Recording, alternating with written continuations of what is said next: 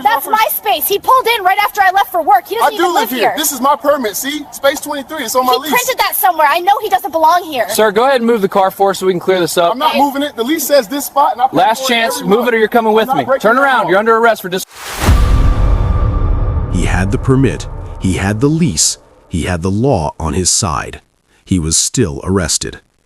And the parking space, space 23, the one he paid for, the one his name was on, the one he could prove was his with documentation in his hand at the moment the handcuffs went on, sat empty for 3 hours while his vehicle was towed, and he sat in a booking room at a municipal precinct. A booking room he would eventually walk out of without a single charge filed against him. Because there was nothing to charge him with. There never was. What followed was one of the more quietly devastating civil rights cases to emerge from a routine police response call in recent memory. A federal lawsuit, a multi-million-dollar outcome, a policy overhaul inside an entire police department, and a woman who made a phone call based on an assumption who did not walk away from this story without consequences of her own. Stay with me because this one matters. And it matters not because it is loud or dramatic, but because it is exactly the kind of case that most people never hear about. And that is precisely why it keeps happening. Before we go any further, if you are new here, now is a good time to hit that subscribe button and turn on notifications, because this channel breaks down real cases, real law, and real consequences in a way that actually makes sense. Drop a comment right now and tell me where in the world you are watching from. We have viewers in over 40 countries, and I want to know where you are joining us from today. Now, let us go back to the beginning. It is March 12, 2024. The body cam activates at 5:47 in the evening, and the lot is still bright. Daylight. No ambiguity about what the footage is going to show. Everything that happens next is visible. The officer's expressions, the documents being held, the faces of neighbors who have quietly gathered at a distance, watching from the edges of the lot, close enough to see, close enough to remember. The lot is quiet in the way that public spaces get quiet when people sense something is about to go wrong and do not yet know what to do about it. A woman is already on scene, a white female resident in her mid-30s, agitated but articulate. She begins speaking the moment the officer approaches. She tells him the vehicle in the space does not belong there, that the space is hers, that she has lived in the complex for 2 years and she knows the cars that belong and the cars that do not. And then she says something that will be read aloud in a federal courtroom less than 2 years later. She says, without hesitation, that she knows he does not belong here. Hold that phrase. We are going to come back to it. What I need you to understand right now is what the officer does next, and more importantly, what he does not do. He listens. He takes notes. He nods. He does not ask her for documentation. He does not ask her to produce a permit, a lease, anything. He takes her word for it and walks toward the other party. That single procedural omission is where this entire case begins to unravel. The man is calm. He is a black male resident in his late 20s, standing beside a silver Nissan sedan, relaxed and grounded, and the moment the officer approaches, he meets him directly. He does not raise his voice, he does not posture. He reaches into his vehicle and produces a laminated parking permit, clearly numbered, matching the space painted on the asphalt beneath his tires. He references his lease. He has it with him. He tells the officer he is legally assigned to this space and has been since he moved in. Think about that for a moment. He anticipated this. He had his documentation ready. He proved what he knew to be true right there in a bright open parking lot before anything else happened.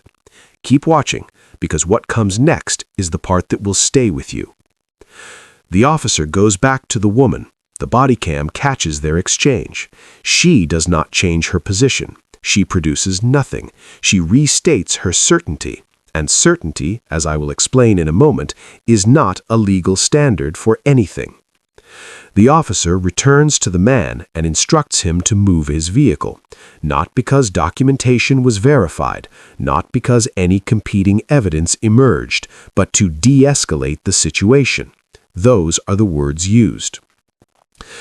And here is where I need to pause. because a lot of people watching this will think, why not just move the car and sort it out later? I understand that instinct, but that thinking contains a dangerous assumption, which is that surrendering a lawful right to avoid conflict is a neutral act. It is not. When a law enforcement officer instructs a citizen to relinquish something they are legally entitled to without cause, without competing documentation, without any lawful basis, that citizen has a constitutional right to decline. That right does not evaporate because one party to a dispute is louder or more emotional than the other. The man declines. He does so with complete composure. He says he has documentation. He says he has done nothing wrong. He says he will not move his car from a space his lease legally assigns to him. Out at the edges of the lot, the neighbors are still watching. Nobody moves. They are watching a man stand quietly on legal ground, and they are watching to see whether that ground is going to hold. The officer's tone shifts. Not dramatically, not in a way that would make headlines on its own, but the body cam captures it, and it matters. He tells the man that his refusal to comply is becoming a problem. He uses the phrase disorderly conduct. He orders the man to step away from the vehicle. The man, still calm, asks on what legal basis. The officer does not answer, repeats the instruction. The man asks again. The officer moves to place him in handcuffs. Stay with me here, because what I am about to walk you through is the legal anatomy of why this arrest is constitutionally indefensible, and understanding it will change how you think about every police encounter you ever see. Disorderly conduct statutes vary by state, but share a common core. To qualify, behavior must generally be tumultuous, threatening, or create a genuine public disturbance through fighting, threatening language, or the deliberate creation of hazardous conditions. Standing in a bright open parking lot, speaking in measured tones, declining to move a legally parked vehicle while holding a valid permit, that meets the disorderly conduct threshold in exactly 0 American jurisdictions. He was not loud. He was not threatening. He was not impeding access to anything. He was standing next to his car, in his space, holding his paperwork, with neighbors watching from a distance who would later give statements confirming every detail. Now, reasonable suspicion, the constitutional floor for any lawful detention, it requires specific and articulable facts that a crime has been or is being committed. Here is what the officer had. A woman who claimed the space was hers and produced nothing. A man who claimed the same space was his and produced a matching permit and lease reference. One party had evidence. One party had emotion. The arrest was made against the party with the evidence. That is not a close Fourth Amendment call. That is a textbook unreasonable seizure. One more distinction before we get to what happens at the precinct. There is a difference between compliance and lawful objection. Compliance means doing what an officer instructs. Lawful objection means questioning an instruction that lacks legal foundation without converting that question into physical resistance. The man engaged in lawful objection. He did not fight. He did not flee. He asked the question the Fourth Amendment gives every citizen the right to ask, which is, what is the legal basis for what you are demanding of me? That question is not a crime. That question is the Constitution speaking out loud through a man composed enough to ask it while being placed in handcuffs. The arrest is made at approximately 6:04 in the evening. The lot is still light. The neighbors are still watching. He is walked to the patrol vehicle and transported for processing. The woman remains on scene. No documentation is requested from her. No charges filed. She watches the patrol car pull away and says 2 words the body cam records clearly. Thank you. Those 2 words will appear as a civil litigation exhibit because in the context of everything else the footage shows, they tell a very specific story about what she believed she had just accomplished. Here is what happens inside the precinct, and I want you to pay attention to the tone of this because how I tell it is deliberate. Booking proceeds as routine, identification is run, and what comes back stops the room. Not loudly, not with any announcement, it just stops the room. The man is active duty United States Navy, Special Warfare, off duty at the time of the arrest. No one makes a speech, no visible alarm. There is just a pause, a quiet shift in the atmosphere, and the shift supervisor is called. He is released without a single formal charge. He walks out of that precinct 3 hours after he was arrested for standing in his legally assigned parking space with a valid permit in his hand. His silver Nissan sedan, towed from that space some time after the patrol car pulled away, is waiting for him at an impound lot. I know some of you are going to comment about the military detail, so I want to address it directly. His service record is not what made the arrest wrong.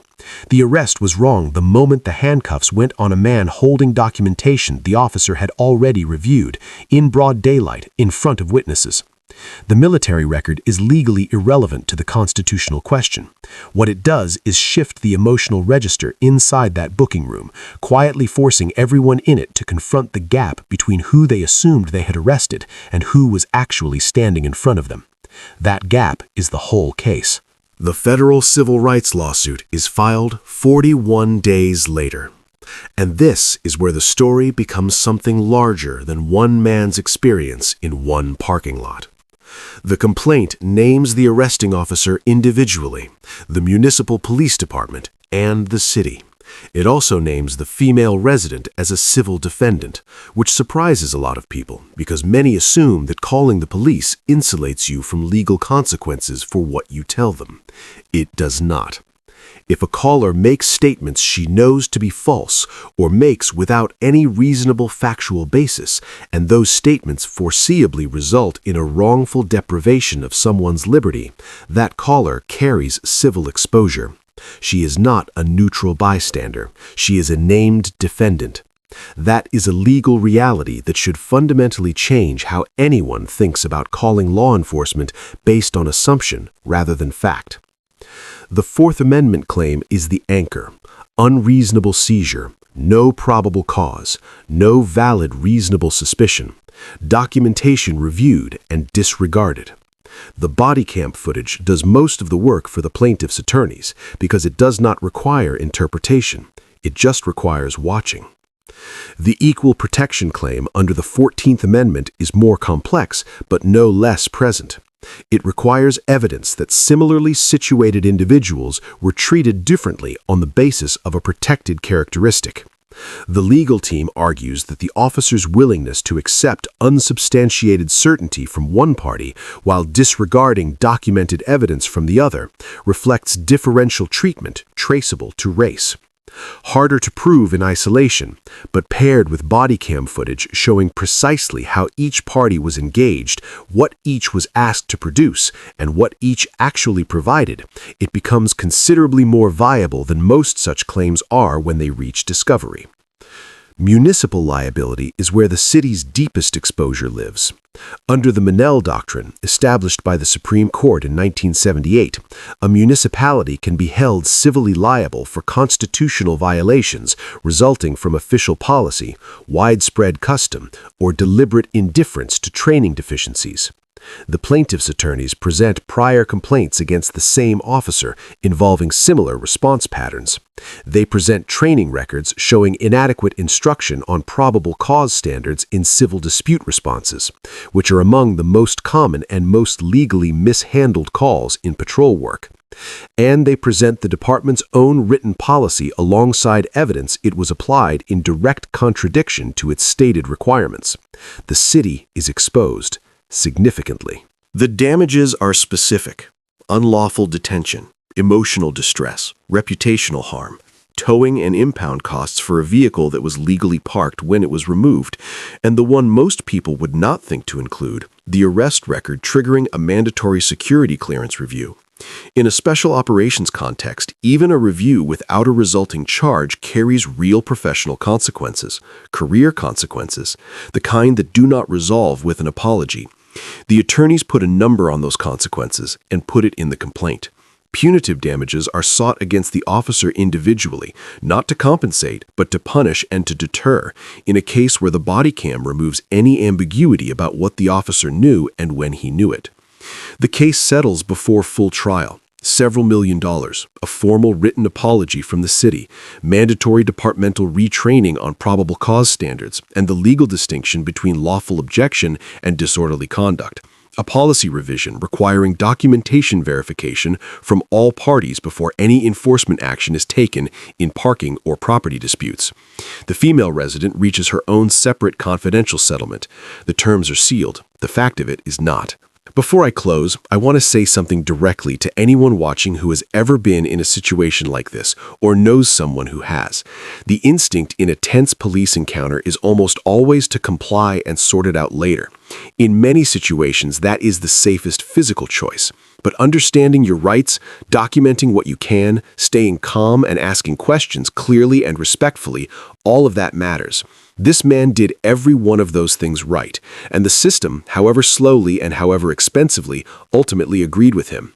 Documentation travels, body cam footage travels. Witnesses standing at the edge of a sunlit parking lot remember what they saw, and in a federal courtroom, the truth of what happened in a matter of minutes on a Tuesday evening in March was sufficient to produce a multi-million-dollar outcome against a city, a department, and the private citizen who set it all in motion with a phone call built on nothing more than the assumption that someone did not belong somewhere he had every legal right to be. The broader lesson is not complicated. Law enforcement holds extraordinary authority in this country, the ability to detain, to arrest, to use force. That authority exists to protect the public, and when it functions as designed, it does exactly that. But authority exercised outside its constitutional boundaries does not become lawful because it is delivered calmly. It does not become lawful because the officer believed he was doing the right thing. It becomes lawful only when it is grounded in articulable facts, applied without bias, and consistent with the rights the Constitution guarantees to every person standing on American soil, regardless of which parking space they happen to be standing next to. Space 23 is just a parking space again. The silver Nissan sedan is back where it belongs. But the precedent this case produced, the policy it changed, the neighbors who watched and later gave statements, and the accountability it demanded, that will outlast the footage, the settlement, and the evening it all began. If you watch this all the way to the end, that tells me something about you. It tells me you care about understanding the law, not just reacting to it, and that is exactly who this channel is built for. If you are not subscribed yet, do it right now. Hit the bell so you never miss a breakdown. Leave a comment below because I read every single one, and this community is absolutely worth being part of. I will see you in the next one. Authority without accountability is just power, and power without constitutional limits is the very thing this country's founders built the law to contain.